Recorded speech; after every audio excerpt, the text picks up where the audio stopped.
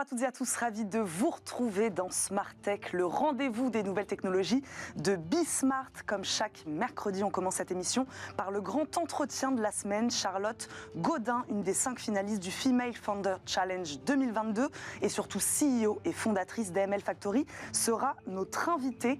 En 2019, elle fonde cette entreprise avec un objectif de taille, révolutionner la lutte contre le blanchiment de capitaux et le financement du terrorisme. Comment ? En l'automatisant, elle facilite ainsi la gestion de la réglementation, véritable casse-tête des organisations. Enfant, elle rêvait de devenir commissaire de police et d'arrêter les méchants. On n'est pas si loin de ça, finalement. On va revenir aussi évidemment avec elle sur son parcours de femme entrepreneur, alors que les femmes, justement, ne représentent que 9% des créations d'entreprises dans la FinTech. Et puis, le grand rendez-vous aujourd'hui, comment le mobile réinvente la relation client.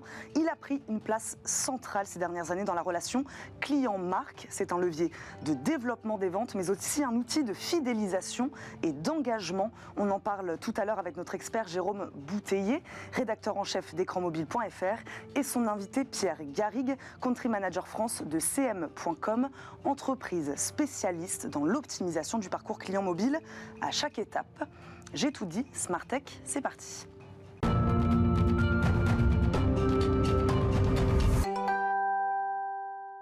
L'invité de notre grande interview, je le disais, c'est Charlotte Godin, une entrepreneure qui a su s'imposer sur le secteur financier en 2019 avec sa FinTech AML Factory.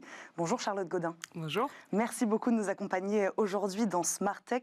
AML Factory, on va en parler, dont l'objectif est d'aider les entreprises à gérer leurs obligations liées à la réglementation en matière de lutte contre le blanchiment de capitaux et le financement du terrorisme.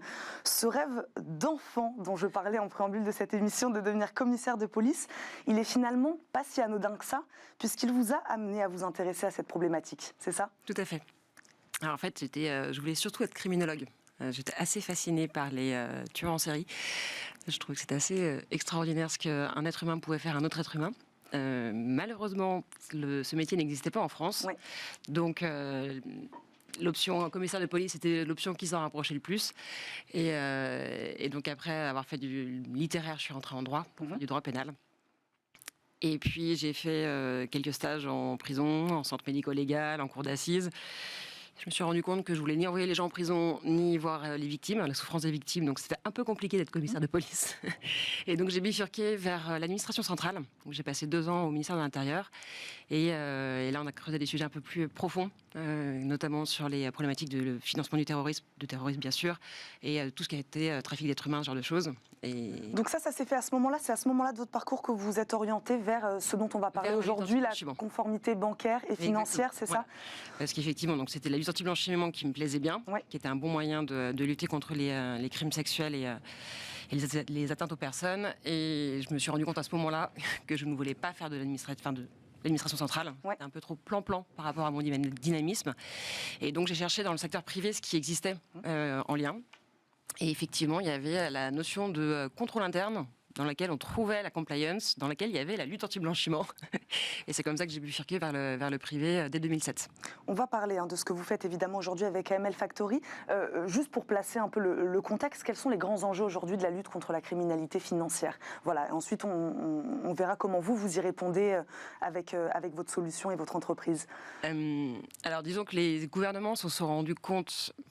Je ne sais pas si c'est tôt ou tard, mais en tout cas, c'était fin des années 80, donc soit 15 ans après la naissance de Don Corleone, de Scorsese, que s'ils voulaient démanteler les organisations de stupéfiants, il fallait traquer les flux plutôt que de traquer la drogue. Et c'est comme ça qu'est née la réglementation en matière de lutte anti-blanchiment, qui ensuite a été élargie au fur et à mesure à d'autres crimes pour pouvoir mieux prévenir justement les infractions beaucoup plus larges.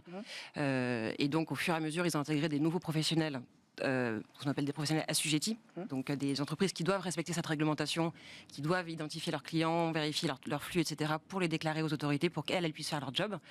Et donc maintenant, en fait, ça couvre n'importe quelle infraction qui est punie de plus d'1 an d'emprisonnement, et ça couvre une trentaine de secteurs d'activité différents, donc des entreprises qui doivent respecter cette réglementation. Alors voilà, expliquez-nous à qui s'impose cette réglementation. Vous, vos clients aujourd'hui, ce sont des acteurs privés du secteur financier, c'est ça ? Voilà. Expliquez-nous exactement. Alors, il y a 2 types d'acteurs qui sont soumis, donc tout le secteur secteur financier, donc tout ce qui est banque, assurance, mutuelle, les paiements, la crypto, ce genre de choses.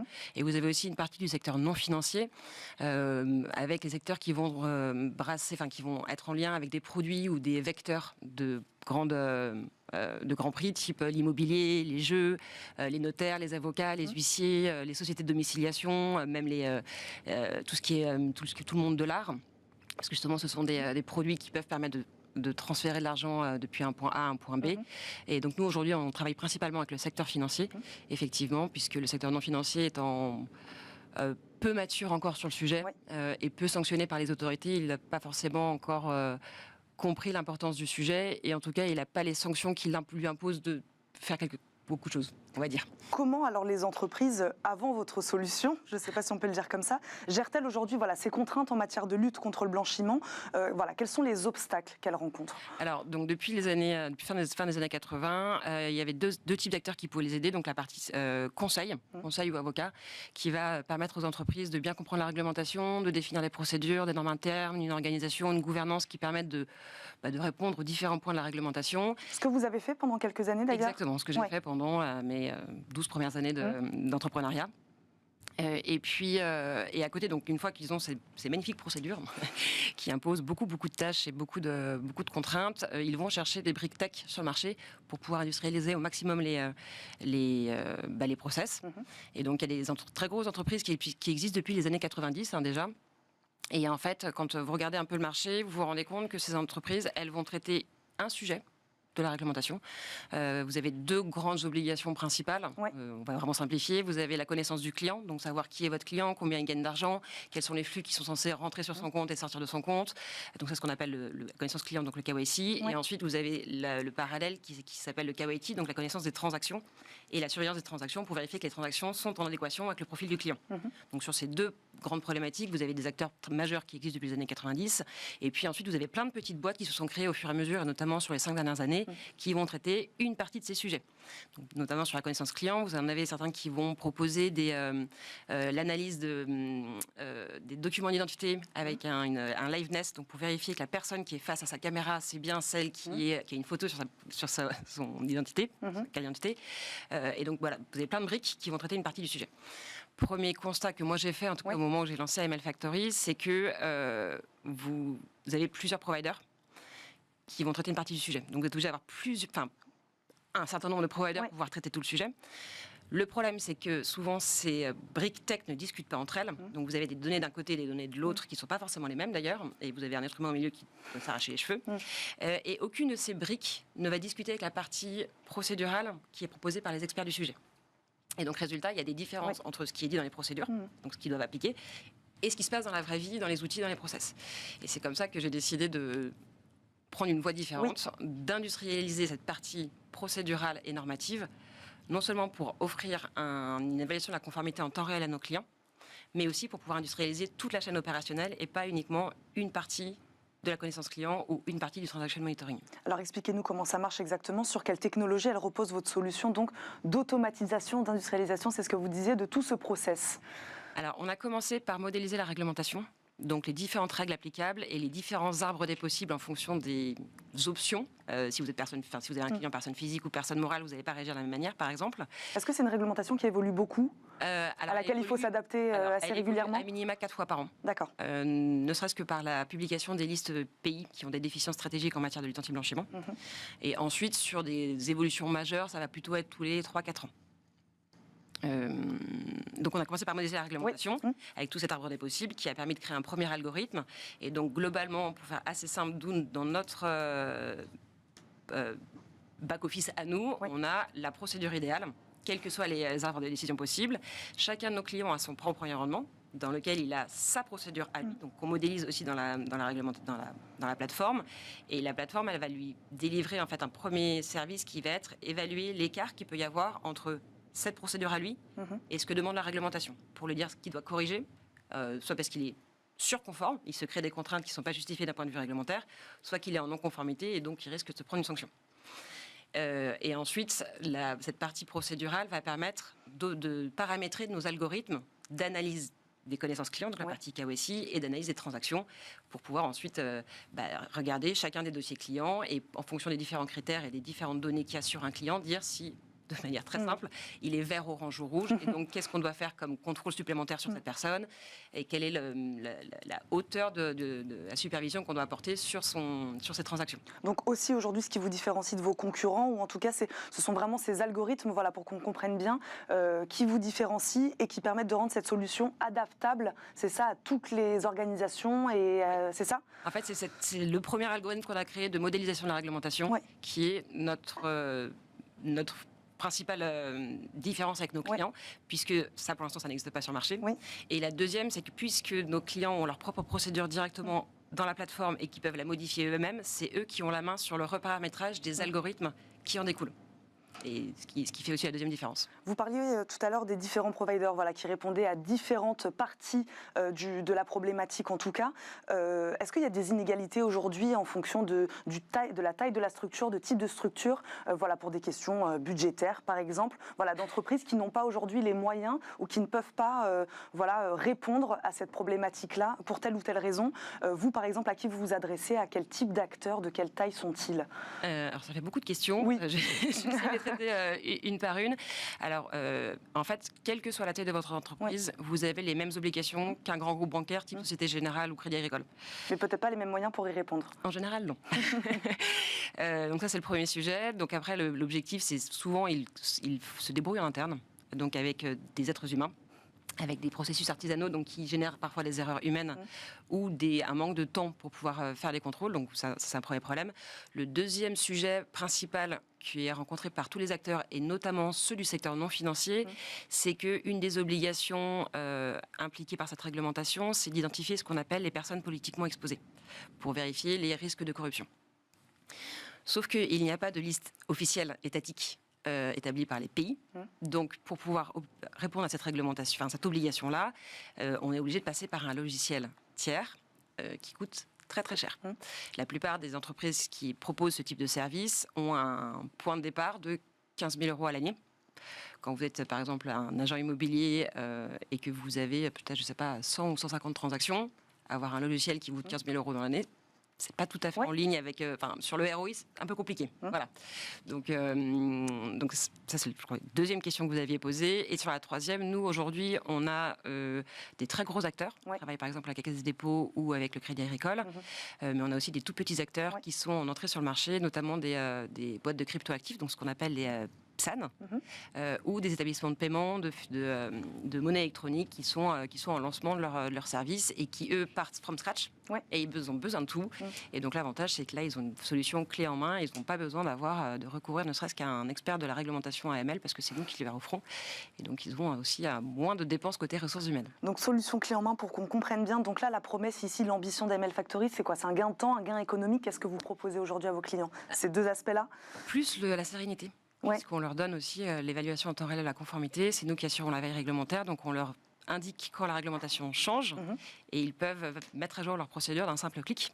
Donc voilà, c'est trois éléments. Gain de temps, on divise à peu près par 8 le temps de traitement manuel. Gain d'argent, c'est en moyenne 50% de dépenses annuelles par an. Et puis la sérénité, avec on ne peut pas dire que le risque de sanction est égal à 0, parce qu'ils ont le droit de ne pas suivre nos conseils. Mais s'ils suivent nos conseils, a priori, c'est 0. On a parlé de réglementation, hein, évidemment. Où est-ce qu'on en est de l'harmonisation de cette réglementation aujourd'hui? Vous parliez de réglementation internationale, européenne, française. On en est où là-dessus? Alors, on a un organisme intergouvernemental qui s'appelle le GAFI, qui édicte les standards minimums applicables dans l'ensemble des pays du monde, en tout cas pour ses signataires. Et ensuite, chaque État signataire va faire sa propre réglementation. Nous, on appartient à l'Union européenne et donc forcément, on a la Commission qui va venir son petit grain de sel depuis le lancement de cette réglementation. Donc, on a une première directive européenne en 91. Donc, ce qui dit directive, ça veut dire quoi? Ça veut dire que la Commission donne des obligations aux États, donc tous les États membres, et les États membres ensuite adoptent une réglementation, enfin une législation en interne dans son propre pays. Ce qui fait qu'aujourd'hui, par cette mécanisme de directive, vous avez des différences entre chaque État membre de l'Union européenne.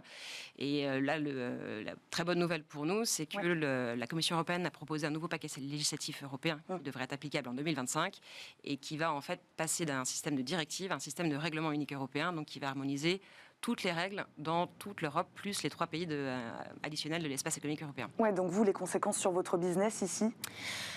Alors déjà, ça va nous permettre de partir à l'Europe, de partir au niveau international beaucoup plus rapidement et avec moins d'enjeux tech, puisqu'on aurait dû, pour pouvoir partir à l'étranger, avoir des référentiels différents en fonction des différents pays, alors que là, en fait, on aura juste à modifier en 30 minutes notre plateforme pour pouvoir en fait adresser n'importe qui dans n'importe quel pays de l'Europe. Je le disais, on va parler évidemment aussi de votre parcours d'entrepreneur.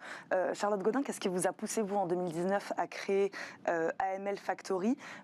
Vous le disiez, cabinet de conseil en compliance juste avant. Voilà, qu'est-ce qui était plus possible de faire ou pas possible de faire? Qu'est-ce qui, à un moment, qui a fait que vous vous êtes dit, là, il faut que je me lance? Alors moi, je suis entrepreneur depuis 2011. Donc j'avais créé mon propre cabinet de conseil et dans lequel j'avais... Donc forcément l'activité lutte anti-blanchiment, quel que soit le sujet, création de dispositifs, formation, coaching, mise à jour, assistance en cas de contrôle du régulateur. Et j'avais une deuxième activité, c'était accompagner les fintechs à obtenir des agréments pour devenir établissement de paiement ou électronique.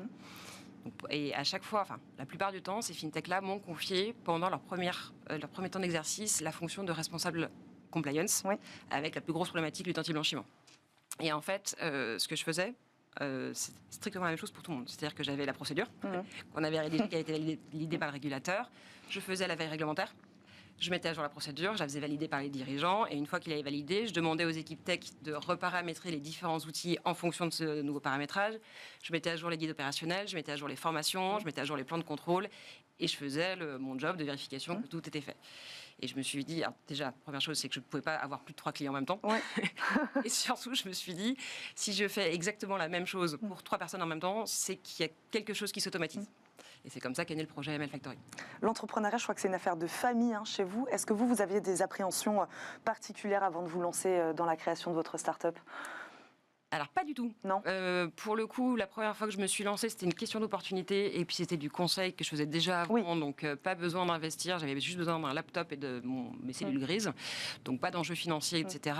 Quand j'ai recruté dans mon cabinet de conseil, j'avais un peu la trouille d'avoir des salariés. Mais au final, ça s'est très bien passé. Et pour moi, c'était une suite logique, en fait. C'était en fait l'aboutissement de 10 premières années d'entrepreneuriat en me disant en fait je vais faire quelque chose qui a un peu plus de challenge, effectivement. Après, je pensais pas que ce serait si compliqué. Être solo fondeur d'ailleurs, parce que je le disais, un CEO et fondatrice. On voit beaucoup de startups avec des cofondateurs, des cofondatrices. Est-ce que ça a été une difficulté particulière en effet de se lancer seul? Oui, à plusieurs titres. Premier titre, c'est que vous n'avez personne avec qui partager vos angoisses et de challenger vos idées, même si je pousse mes équipes à le faire et à me remettre en question. Mais oui, c'est effectivement le fait de ne pas avoir un binôme avec qui échanger en permanence, ça peut être assez problématique. Donc c'est pour ça qu'il faut bien s'entourer de bonnes personnes, que ce soit avec les investisseurs ou avec des personnes, des freelances qui vous accompagnent sur différents sujets, et faire en sorte que les salariés acceptent de ne pas se positionner en tant que salarié par moment dans la structure. Et le deuxième sujet, ça a été aussi au niveau des financements. Quand j'ai cherché des investisseurs, parce qu'effectivement, déjà une femme entrepreneur, c'est pas toujours très facile de lever les fonds, mais en solo fondeur, c'est encore plus compliqué. Oui, c'est ça. Est-ce que le fait d'être une femme, ça a compliqué ce passage à l'acte? Ou alors, à quel moment vous avez ressenti que là, vous étiez en effet, non pas seulement une entrepreneur, mais une femme entrepreneur? Quand on m'a demandé si j'étais mariée, si j'avais des enfants ou si je voulais en faire. Ce sont des investisseurs qui vous ont posé ces questions-là? Et là, ce à quoi j'ai répondu, si je dois en faire un autre, on est 2. Donc, a priori, je devrais pouvoir m'en sortir. Je le disais tout à l'heure, en France, seulement 9% des fondateurs de FinTech sont des femmes. Comment, selon vous, encourager, soutenir, propulser davantage les femmes fondatrices ou cofondatrices des startups sur ce marché? Est-ce que vous réfléchissez à ce sujet-là? Alors, pas forcément que sur ce marché, mais je pense qu'il faut qu'on change notre manière d'éduquer nos filles. Oui. Je le vois. Donc ça doit se faire très tôt? Très tôt. En fait, j'ai un exemple tout simple, mais ma fille a eu 10 ans il y a quelques mois et je lui ai autorisé pour la première fois à rentrer toute seule à la maison. Et mon mari n'était pas d'accord. D'accord parce que c'était une petite fille et que même si son frère avait eu le droit de faire la même chose à son âge, il fallait la protéger. Et je lui ai dit, en fait, non. Oui, effectivement, il y a peut-être plus de risques pour une petite fille, mais si on commence à lui dire, tu es plus faible, tu es plus fragile, etc., on va mécaniquement lui mettre des barrières. Et c'est elle qui va se limiter dans tout le reste de sa vie. Donc voilà, je pense que c'est l'éducation des petites filles qui va changer les choses. Éducation, une question culturelle. Le Female Founder Challenge 2022, dont vous avez été finaliste, est-ce que c'était ça aussi l'objectif, d'encourager, de mettre en avant des femmes entrepreneurs sur ce marché-là? Voilà, vous, qu'est-ce que ça vous a apporté, ce concours? Alors, effectivement, c'est ça, hein, c'est le fait de pouvoir mettre en avant des femmes entrepreneurs ce qu'on ne voit pas beaucoup. Hein. Alors, ça m'a foutu la plus grosse trouille de ma vie, je crois. Pour quelle raison? Devoir pitcher en anglais devant 150 personnes dans la salle et avec plusieurs milliers ou dizaines de milliers de personnes en retransmis, ça m'a vraiment foutu la trouille de ma vie. Donc, j'étais trop contente. Non, ça a été un bon exercice parce que c'est la première fois que je devais pitcher en anglais avec autant de personnes devant moi. Donc, voilà, c'est bien. Ça permet de passer des nouvelles étapes au fur et à mesure. Est-ce qu'on se sent peut-être aussi moins seul, avoir toutes ces femmes aussi entrepreneurs à ses côtés dans ces moments-là? Je me suis sentie surtout très petite, parce qu'elles étaient toutes très grandes. Et pourtant, je suis pas petite, mais là, elles étaient toutes immenses. Oui, non, ça fait plaisir de voir des femmes qui ont des idées plus sympas les unes que les autres. Et surtout, souvent, on cantonne les femmes entrepreneurs à des sujets très, très, très féminins et en fait, pas toujours. Et donc, c'est intéressant de voir des femmes qui ont des sujets pas toujours féminins. Je crois que vous êtes membre de l'association France FinTech. Tout à fait. À quand une fédération ou association des RegTech? Je sais pas, mais j'invite n'importe qui à ouvrir le sujet et qui pourrait notamment peut-être faire un peu de lobbying pour qu'il y ait une réglementation ou une certification des RegTech, ce serait intéressant. Parce que ça rejoint cette question de la femme, c'est-à-dire se sentir soutenue à un moment par tout un écosystème ou par une fédération, par une association. C'est important encore plus peut-être quand on est une femme entrepreneur. Je sais pas. Pour le coup, ce qui est sûr, c'est d'appartenir à une association professionnelle. Ça vous permet de vous intégrer dans l'écosystème. Nous, RegTech, on est considérés comme des fintech, mais au final, les fintech nous considèrent plutôt comme des fournisseurs de solutions que comme des fintech, ce qui est normal, parce qu'on est là, on est leur partenaire. Non, allez-y. Mais avoir un système juste RegTech, ce serait peut-être aussi limiter la capacité des RegTech d'avoir accès à un écosystème de clients. Donc, peut-être pas forcément, je suis pas sûre.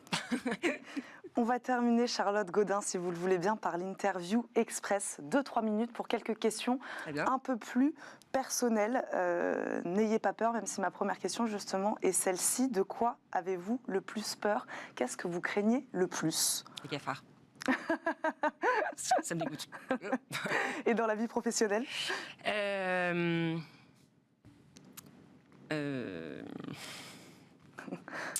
Je pense que ce serait si un de mes clients devait être contrôlé par le régulateur et que ça se passe pas bien. Ça, ce serait le plus gros échec. Votre plus grande fierté sur votre parcours de femme ou d'entrepreneur, vous me répondez comme vous voulez. Je suis assez fière d'être rendue là où j'en suis, alors que je suis juriste, littéraire et juriste, donc pas du tout businesswoman, femme avec une boîte rentable en moins de 2 ans de commercialisation. Je suis assez contente de moi. Vous aviez parlé juste avant d'échec, un moment dans votre vie que vous avez considéré comme un échec. Il y en a plein. En fait, je pense que chaque échec est une bonne façon d'apprendre, est une façon de rebondir. Et de toute façon, quand vous êtes entrepreneur, vous n'avez pas le choix, vous êtes obligé de vous relever et de repartir.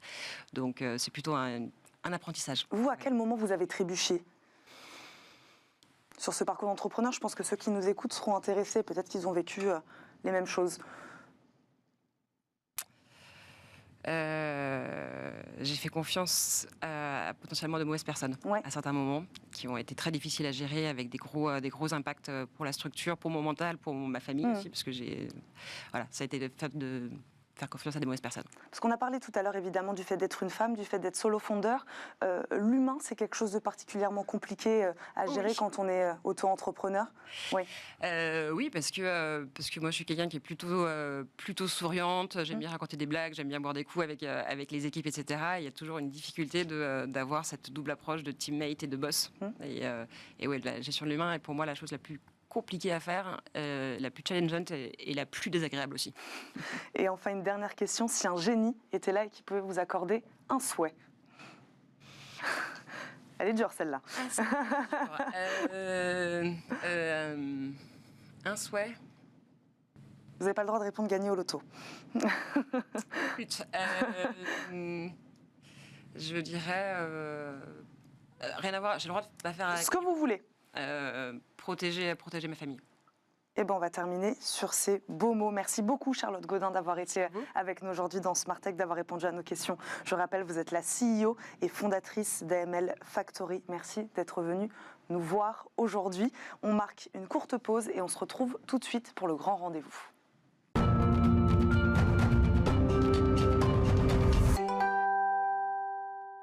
De retour dans Smart Tech, c'est l'heure comme promis de notre grand rendez-vous avec notre expert Jérôme Bouteiller, rédacteur en chef d'écranmobile.fr qui vient cette semaine accompagné de Pierre Garrigue, directeur France de cm.com. Bonjour messieurs. Bonjour. Bonjour. Bonjour à tous les deux, bienvenue sur le plateau de Smart Tech.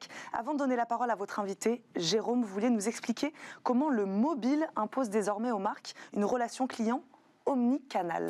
Oui, tout à fait. Alors, la relation client, c'est une notion qui est à la base d'Ariane Digital, et qui est relevée plutôt du bon sens commerçant, mais qui s'est progressivement démocratisée avec la massification des services. On peut par exemple citer le SBAM, sourire, bonjour, au revoir, merci, qui a été popularisé par le groupe Accor dans ses différents hôtels. Et puis la relation client, ça recouvre aussi bien de l'avant-vente avec des problématiques comme des prises de rendez-vous, des informations pratiques, des horaires d'ouverture, que de l'après-vente, pour accompagner des consommateurs qui auraient des reproches à faire à leur marque, qui auraient des questions sur des livraisons, qui voudraient tout simplement résilier un service. Donc c'est une relation client évidemment à distance antérieure au numérique. Oui, tout à fait. Ça se faisait spontanément dans les points de vente, mais ça s'est fait progressivement à travers le temps à distance. Et historiquement, le premier canal de cette relation client à distance, c'était le courrier postal. Et selon l'Observatoire de la relation client BVA, le courrier postal, c'est encore 15% des échanges entre les consommateurs et une marque, mais il est progressivement supplanté par le téléphone mobile, qui est aujourd'hui le premier canal préféré des Français, avec 60% d'opinions favorables. Donc c'est notre sujet, évidemment, Jérôme, aujourd'hui, une relation client donc qui se digitalise. Voilà. Tout à fait. Alors le téléphone reste le canal préféré des Français, mais il est désormais talonné par le courrier électronique, qui représente, selon BVA, 54% des usages. Et juste derrière le courrier électronique, on a le site web, qui lui représente 45% des usages de canaux digitaux qui sont quand même relativement ancien, puisque le site web existe depuis déjà une trentaine d'années. Quant au courrier électronique, il vient de fêter ses 50 ans. Et donc ensuite, on entre encore dans une seconde ère digitale avec là les réseaux sociaux et les applications. Oui, exactement. Alors, en plus du téléphone, du mail ou du web, l'étude BVA pointe la montée en puissance de ces nouveaux canaux qui sont apparus au cours des années 2010 et qui sont effectivement très liés au smartphone. On peut par exemple évoquer les applications de messaging qui sont aujourd'hui utilisées par 15% des Français. Le seul WhatsApp, par exemple, c'est 6% apparemment des Français qui l'utiliseraient pour échanger avec une marque. D'ailleurs, on trouve également un intérêt pour les applications natives des marques, c'est 14% des usages, et puis évidemment des réseaux sociaux comme Facebook ou Twitter qui représentent aujourd'hui 12% des échanges entre les Français et une marque. Une relation client digitale, mais qui s'automatise aussi. Oui, alors sur ce point, les Français sont un petit peu plus nuancés. 25% des Français déclarent dans la même étude BVA qu'ils apprécient d'échanger par écrit avec un humain, c'est ce qu'on appelle un live chat.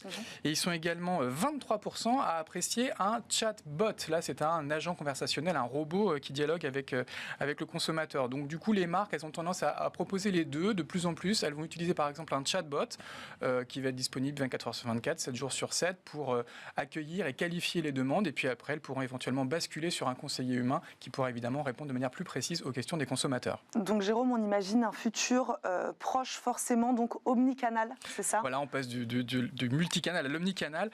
Les Français, ils apprécient le téléphone, ils apprécient le mail, mais ils ont tendance effectivement à multiplier aujourd'hui les canaux de conversation avec les marques. Et l'étude BVA évoque 3,9, quasiment 4 canaux utilisés désormais par les Français pour consommer avec une marque. Donc les marques ne doivent plus imposer un canal à un consommateur.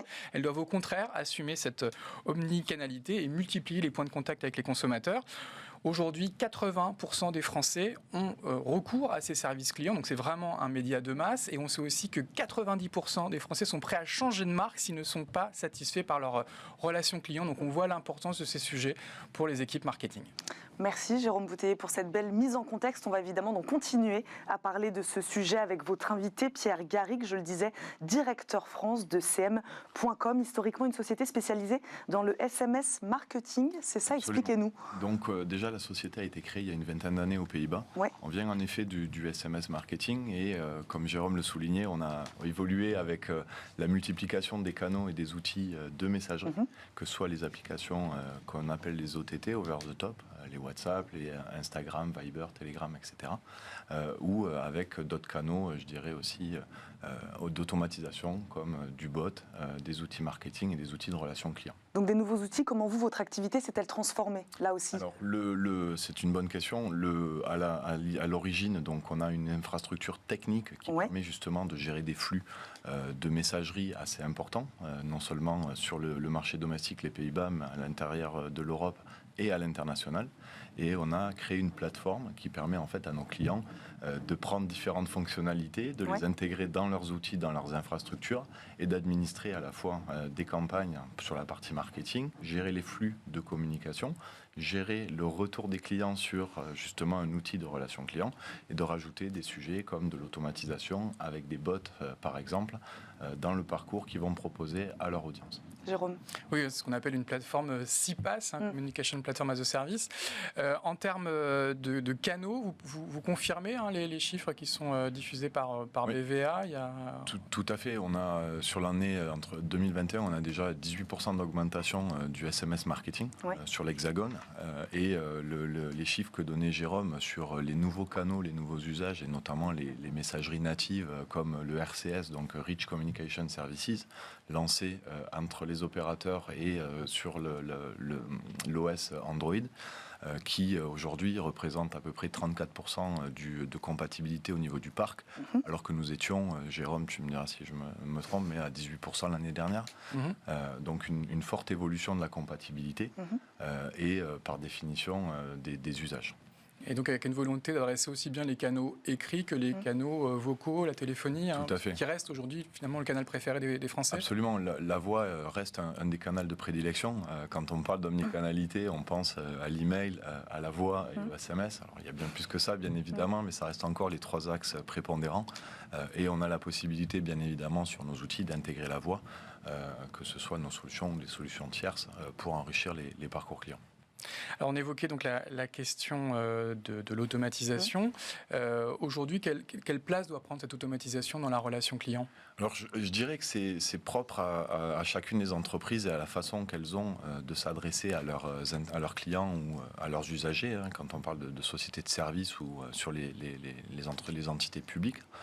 C'est-à-dire qu'il faut toujours placer le curseur de la meilleure des manières, et c'est un peu notre rôle aussi dans l'accompagnement des sociétés, entre de l'automatisation au niveau de l'approche marketing, les différents canaux qui vont être plutôt adaptés ou adaptables en fonction de la CSP, de la tranche d'âge, de la géographie des interlocuteurs, et ensuite du niveau de service que l'on veut proposer. On parle d'une escalade entre un bot et un agent humain, l'idée étant d'avoir cette escalade sur des questions à valeur ajoutée, plutôt que la dizaine ou quinzaine de questions les plus récurrentes et les plus basiques.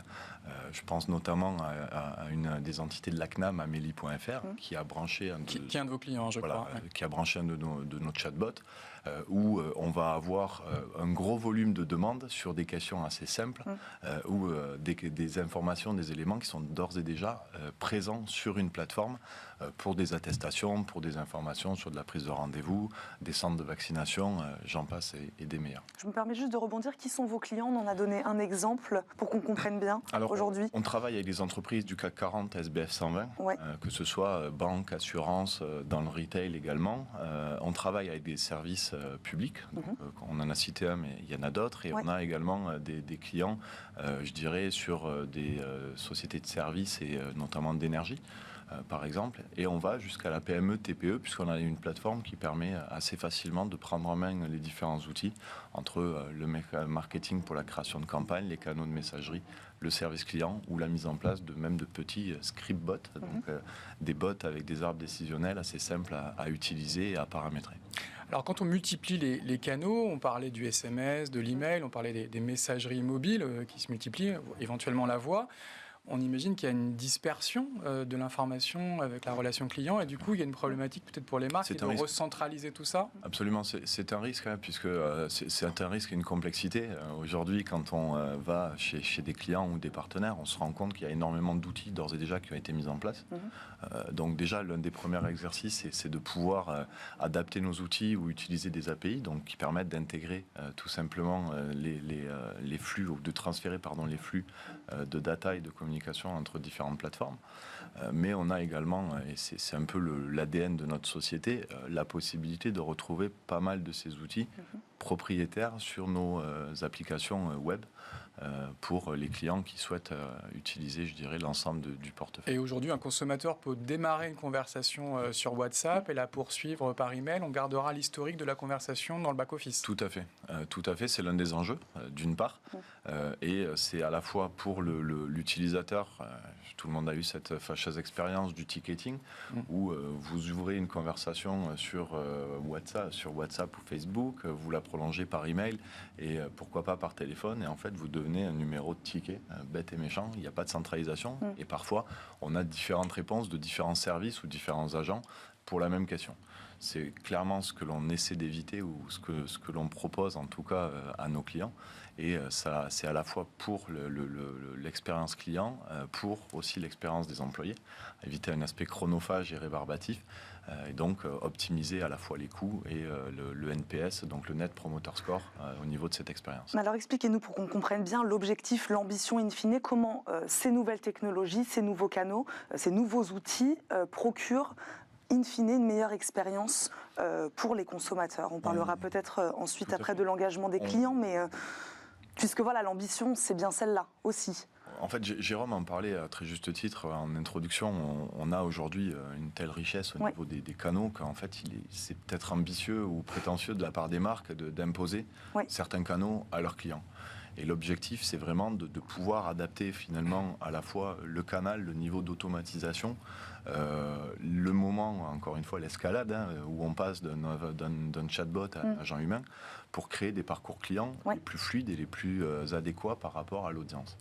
Et quand on s'adresse à des jeunes qui sont clairement mobile first, sur des canaux comme du WhatsApp ou même aujourd'hui les messageries privées, des Instagram, des Facebook, etc., on se doit d'avoir cet accès-là, cette accessibilité-là, alors que sur une certaine audience un petit peu plus âgée peut-être, où on a quand même cette habitude ou ce confort d'avoir la voix, on doit garder ce niveau-là d'expérience dans un parcours client. Il y a un sujet un peu générationnel, les jeunes sur les applications mobiles, les plus âgés peut-être sur la voix, et puis entre les deux, c'est du courrier électronique. Tout à fait, ça reste, je dirais, cliché, mais pour autant, déjà, les marques ont tout un enjeu de renouvellement de leur base client, et même pour les marques qui sont a priori identifiées ou qui ont des clients un petit peu plus âgés au niveau du portefeuille, il y a un sujet de renouvellement. Donc on ne peut pas se permettre, quand on a une audience qui a l'habitude d'appeler son call center et où l'interlocuteur, l'interlocutrice, quelque part, crée un lien affectif avec la cliente ou le client, on ne peut pas se permettre de rester sur cette approche-là, en sachant qu'il y a toute une génération derrière de consommateurs potentiels qui arrivent et qu'on doit capter. Et c'est là tout l'enjeu, finalement, de renouveler un petit peu ces canaux.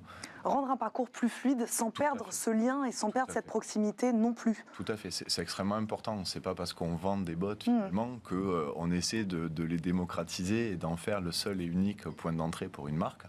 Encore une fois, on essaie d'accompagner les entreprises en fonction de leurs habitudes et de leur audience. Et puis, il y a cette instantanéité dans la prise en charge de la demande. C'est aussi une révolution par rapport à des services clients téléphoniques où on devait attendre les horaires d'ouverture. Tout à fait.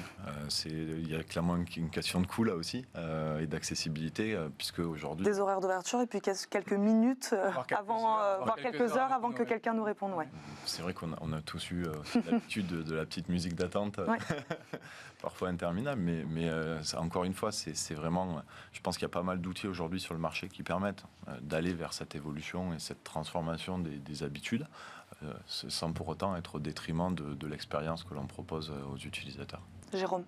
Il y avait aussi le sujet de l'expérience employée, qui est aussi un sujet qu'on a tendance à à négliger, mais on sait que dans les centres d'appel, parfois c'est toujours un peu pénible d'avoir beaucoup d'appels entrants.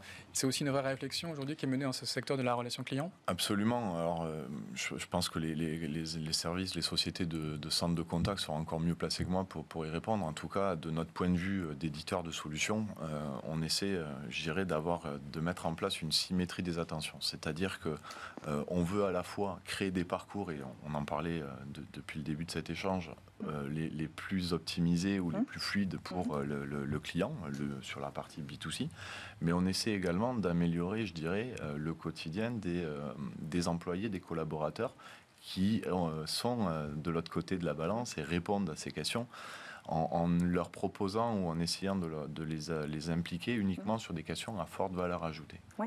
Donc encore une fois, avoir traité des demandes qui vont être de la mise à disposition d'une simple attestation par exemple, ou qui peuvent être retrouvées sur une FAQ. Ça ne va pas créer autant de valeur d'un point de vue intellectuel, épanouissement du collaborateur.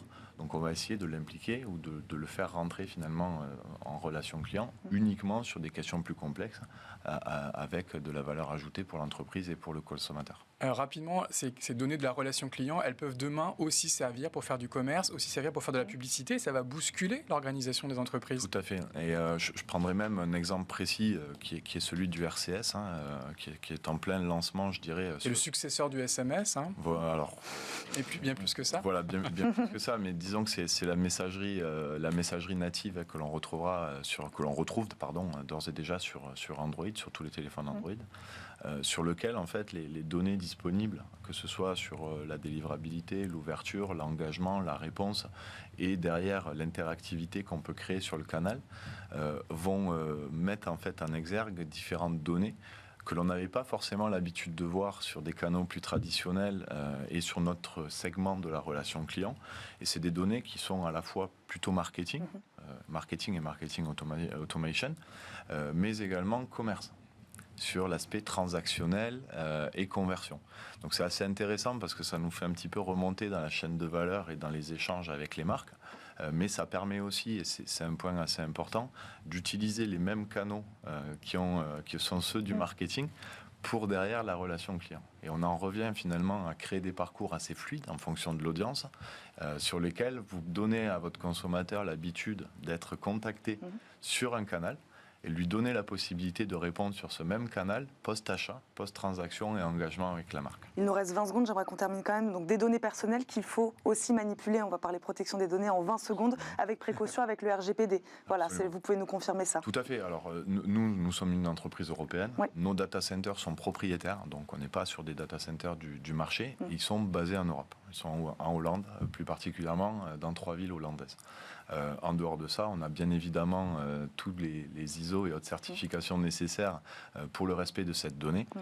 Et on essaie d'accompagner bien évidemment les marques à l'utilisation de nos outils en respectant ces paramètres-là. C'est une évidence. Voilà, et c'est important quand même de le préciser. Voilà. Merci beaucoup à tous les deux d'avoir été avec nous aujourd'hui dans Smart Tech. Merci Jérôme Bouteiller de nous avoir accompagnés. Je rappelle, vous êtes le rédacteur en chef d'écranmobile.fr. Merci Pierre Garrigue, également directeur France ou country manager, mais je préfère directeur France de cm.com. Merci d'avoir été avec nous. Merci à vous de nous avoir suivis. Merci à Caroline Ricross qui m'a aidé à préparer cette émission. On se retrouve demain, même heure, pour un nouveau numéro de Smart Tech. À demain. Ciao.